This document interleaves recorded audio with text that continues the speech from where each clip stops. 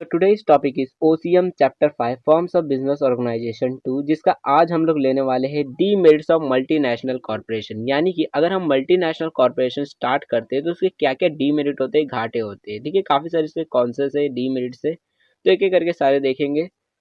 तो स्टार्ट करते हैं। देन सबसे पहला जो मल्टीनेशनल कॉर्पोरेशन का डीमेरिट होता है, डिसएडवांटेजेस होता है, वो होता है डेंजर फॉर डोमेस्टिक इंडस्ट्रीज। यानी कि अब मान लो हमारे एरिया जो था, ऐसा समझो हमारा जो एरिया है उसके अंदर काफी सारे ऐसे चाय वाले थे। ठीक है, काफी सारे चाय वाले थे जो चाय बेचते थे, तीन चार चाय वाले थे।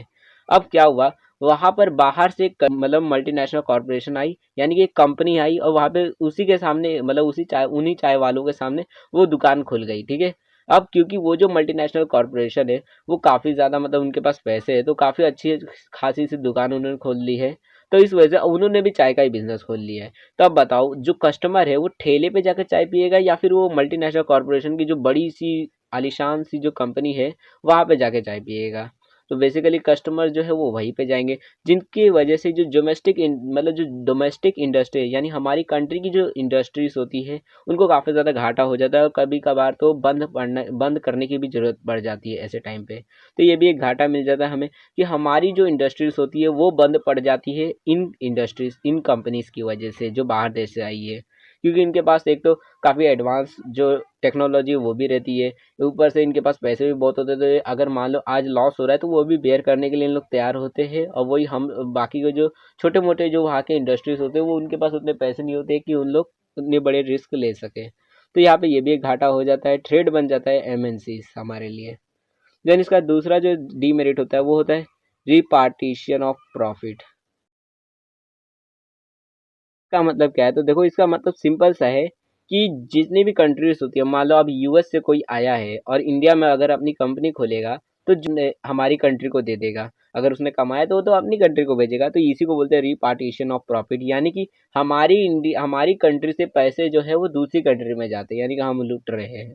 तो इसी को वो बोलते हैं रिपार्टीशन ऑफ प्रॉफिट, यानी जो भी वो प्रॉफिट कमाते हैं वो अपनी कंट्री में भेज देते हैं और हमारा घाटा चला जाता है, मतलब हमारे पैसे जो है वो यहाँ से निकलते जाते हैं।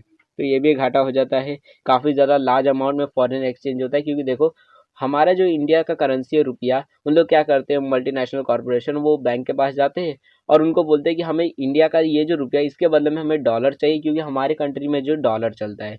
तो क्या करेंगे, फिर काफ़ी ज़्यादा अमाउंट में फॉरेन एक्सचेंज करवाएंगे, जिसकी वजह से हमारी कंट्री का फॉरेन एक्सचेंज का यानी कि जो बाहर देश का जो पैसा है वो कम होते जाता है। तो ये भी घाटा हो जाता है इसका। देन तीसरा इसका डीमेरिट है वो है इंटरफेरेंस। यानी कि बेसिकली क्या होता है, ये जो एमएनसीज होते हैं इनके पास काफ़ी ज़्यादा पैसे होते हैं, तो काफ़ी बार ऐसा करती है, मतलब गवर्नमेंट की कुछ हेल्प कर देती है। मतलब जो गवर्नमेंट होती है, अगर मान लो कोई पार्टी है, कोई गवर्नमेंट पार्टीज है, तो उनकी कुछ हेल्प कर देगी इलेक्शन के टाइम पे, ऐसे टाइम पे। तो इनकी वजह से क्या होता है, अगर कल को मान लो किसी ने इनके ऊपर केस कर दिया, या फिर ये किसी के ऊपर केस करना चाहते हैं, या फिर कोई डिसीजन हो रहा है इनके अगेंस्ट में, तो वहाँ पे वो इंटरफेरेंस कर सकती है, या फिर कुछ ऐसा मतलब अगर किसी और का ही कोई डिसीजन चल रहा था उसके अंदर भी वो इंटरफेरेंस कर सकती है, क्योंकि इन्होंने भाई पैसे दिए, गवर्नमेंट की हेल्प की है। तो गवर्नमेंट का भी फर्ज बनता है कि इनकी भी कुछ हेल्प करना या फिर इनका साथ देना। तो और जिसकी वजह से तो कभी कभी ये भी होता है, आपने सुना है ना, ब्रिटिश जो थे, मतलब जो बाहर देश से हमारे जो ब्रिटिश आए थे, तो वो भी ऐसे ही किए थे। मतलब क्या हुआ था, वो भी हमारे गवर्नमेंट के साथ आकर थोड़े बहुत अच्छे पहले स्टार्टिंग में काफ़ी अच्छी तरीके से किए, फिर काफ़ी ज़्यादा गवर्नमेंट की हेल्प की। उसके बाद जाकर हमारे जो कंट्री है उसको हथियार लिया गया, उसको मतलब अपने हाथ में ले लिए। तो उसके बाद काफ़ी सालों बाद जाकर हमें इंडिपेंडेंस मिली। तो ये भी बात हो जाती है कि ऐसी जो गवर्नमेंट मतलब ऐसी जो कॉरपोरेशंस होती है वो काफ़ी ज़्यादा इंटरफेरेंस करती है, और उसकी वजह से हो सकता है कि हमारे जो इंडिपेंडेंस है वो भी खतरे में पड़ जाए, और जो भी कंट्रीज जिस भी कंट्री में वो गए हैं उस कंट्री के काफ़ी लॉन्ग रन के लिए वो उसकी इंडिपेंडेंस को छीन सकते हैं। तो ये भी एक घाटा हो जाता है, इंटरफेरेंस काफ़ी करने लगती है। और बेसिकली जैसे ब्रिटिश आए पहले, तो हमारे पास आए, हमारे पास काफ़ी सारी एडवांस टेक्नोलॉजी लाई, जैसे ट्रेन, तो वो सारी चीज़ें उन्होंने ही लाई थी। देन उन्होंने काफ़ी सारी गवर्नमेंट की हेल्प की, उसके बाद जाकर सीधा हमारी जो इंडिया थी उसको हथिया लिया। तो ये घाटा हो जाता है इसका। देन चौथा इसका घाटा होता है disregarded of the national interest of the host country. Basically इसका मतलब ये होता है कि जो भी एमएनसीज आई होती है, यानी कि जो मल्टीनेशनल कॉरपोरेशन आई है दूसरे कंट्री से हमारी कंट्री के अंदर, यानी होस्ट कंट्री के अंदर आई है, तो वो जो कंपनीज होती है उनका ये मोटिव नहीं होता कि ये जो कंट्री है इसका हमें इकोनॉमिक डेवलप करना है, या फिर ये जो कंट्री है इसके लोगों को हमें भला करना है। उनको बस इससे मतलब है कि हमारा प्रॉफिट किसके अंदर हो रहा है। यानी कि उनको इससे मतलब नहीं है कि ये जो मतलब बेसिकली ये जो कंट्रीज है इसके क्या क्या गोल्स है, क्या चाहती है ये कंट्री की, इनका ये होना चाहिए, ये डेवलपमेंट होना चाहिए, उनको इनसे मतलब नहीं होता। वो सिर्फ उसी जगह पे पैसे लगाते हैं जहाँ पे उनका प्रॉफिट हो सके। तो जिसकी वजह से ये जो एमएनसीज होती है सिर्फ ऐसे एरिया में अपने पैसे लगाते हैं जहाँ पर बेसिकली उनका फ़ायदा हो, और उस नेशन का अगर फ़ायदा नहीं भी होता तो उनसे कोई मतलब नहीं होता है। यानी नेशन के इंटरेस्ट से इनको कोई मतलब नहीं होता कि नेशन क्या चाहता है, कि वो कंट्री क्या चाहती है कि आपको कहाँ पे अपना बिजनेस को खोलना चाहिए। मान लो कि एक एरिया है जो अंडर डेवलप है, तो वो नेशन चाहती है कि हम उसी एरिया को भी डेवलप करें, लेकिन एमएनसी का वहाँ पे फ़ायदा नहीं दिख रहा है, उनको मुंबई में फ़ायदा दिख रहा है। और कंट्री चाहती है कि मुंबई तो पहले से ही डेवलप है, आपको तो दूसरे एरिया में करना चाहिए, तो उनको उससे मतलब नहीं रहता। वो उस जगह को उस रीजन को ज़्यादा मतलब डेवलप करना चाहते हैं जहाँ पे बैकवर्ड है, मतलब जहाँ पे डेवलप नहीं है। लेकिन वो जो एमएनसीज है वो नहीं चाहते, वो तो चाहते हैं जहाँ पे हमारा प्रॉफिट हो वहाँ पे हम अपनी कंपनी को खोलेंगे, वहाँ पे अपनी कंपनी को ग्रो करेंगे। तो ये भी घाटा हो जाता है कि उनको कोई मतलब नहीं रहता हमारा किस चीज़ में इंटरेस्ट है, हम क्या चाहते हैं। ठीक है। देन इसका पांचवा डीमेरिट होता है miss use of mighty status. यानी कि क्योंकि देखो ये जो मल्टीनेशनल कॉरपोरेशन होती है इनके पास काफ़ी ज़्यादा इकोनॉमिक पावर होती है, यानी कि काफ़ी ज़्यादा पैसे होते हैं इनके पास। मतलब बेसिकली देखें तो कुछ कुछ कंट्री से भी ज़्यादा इनके पास इकोनॉमी होती है, यानी कि जितना पूरा एक देश कमाता है उतना ये तो अकेले ही कमा ले। तो इनके पास काफ़ी ज़्यादा पैसे होते हैं, इस वजह से काफ़ी ज़्यादा उसका मिस यूज़ भी करते हैं। यानी कि क्या होता है, जैसे मान लो कि चार पांच यहाँ पे कंपनी से और वहीं पे एक मतलब मल्टीनेशनल कॉरपोरेशन आ जाती है। तो वो क्या करेगी, अगर मान लो उसका जो प्रोडक्ट है वो 10 रुपये में बिकता है, ठीक है, हर जगह 10 रुपये में बिकता है, तो वो क्या करेगी, वो 5 रुपये में बेचने लगेगी वो कॉरपोरेशन। अब बाकी सब तो उतना सस्ता कर ही नहीं सकते, कि बनाने में ही 8 रुपया लग रहा है और 10 रुपये में बेचना ही पड़ेगा, लेकिन बाकी सब वो लेकिन 5 रुपये में बेचती है, यानी वो आज लॉस सह लेगी लॉन्ग टर्म में प्रॉफिट कमाने के लिए। अब क्या होगा, उसकी वजह से जो बाकी कंपनीज है वो तो इतना कम कर ही नहीं सकती, कि उनका तो बहुत घाटा हो जाएगा। तो इस वजह से वो कंपनीज तो अपना रास्ता ही छोड़ देगी कि अब मेरे को नहीं करना है ये काम।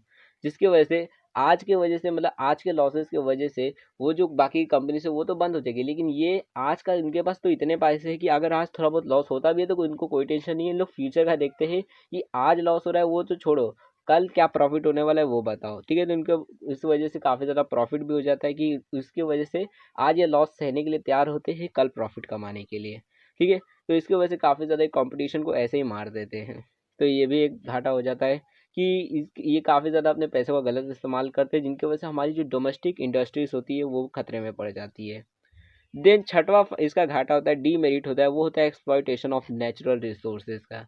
मतलब क्या है, अब दूसरे कंट्री से कोई भी मतलब अगर कंपनी आती है हमारे कंट्री के अंदर, तो जो भी मटेरियल इस्तेमाल करेगी वो तो हमारे कंट्री का होगा। तो वो क्या करती है, मतलब ज़्यादा से ज़्यादा प्रोडक्ट बनाती है अपना फ़ायदा कमाने के लिए, और उस ज़्यादा प्रोडक्ट को बनाने के लिए हमारे जो रिसोर्सेज है हमारे कंट्री के उसको भी ज़्यादा इस्तेमाल करती है। मान लो पेपर बनाना है तो वो ज़्यादा से ज़्यादा पेड़ों का इस्तेमाल करती है, क्योंकि जितना पेपर बनाएगी उतना ज़्यादा उसका प्रॉफिट होगा।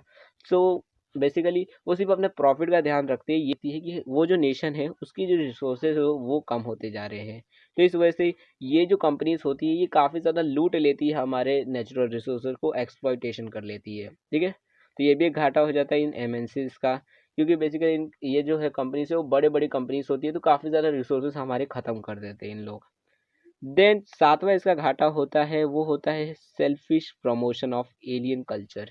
बेसिकली इसका मतलब ये होता है कि जो भी एमएनसी आई है, यानी कि जो भी मल्टीनेशनल कॉरपोरेशन आई है, मान लो अमेरिका से आई है, तो वो जो कंपनी आई है, कभी कभी क्या होता है, कुछ कंपनीज जो होती है वो हमारे कल्चर को मतलब अहमियत नहीं देती है। अगर हमारा कल्चर कुछ है तो उसको अहमियत नहीं देगी, और ज़बरदस्ती अपने कल्चर को उसके अंदर ऐड करने की कोशिश करती है।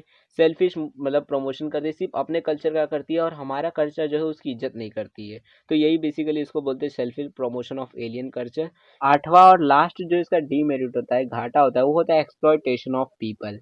बेसिकली इसका मतलब ये होता है कि क्या होता है, कभी कभी ऐसे एग्जांपल देते हैं, जैसे कि मान लो इंडिया के अंदर दो कंपनीज है जो बड़ी कंपनीज है, ठीक है, दो बड़ी कंपनीज है इंडिया की।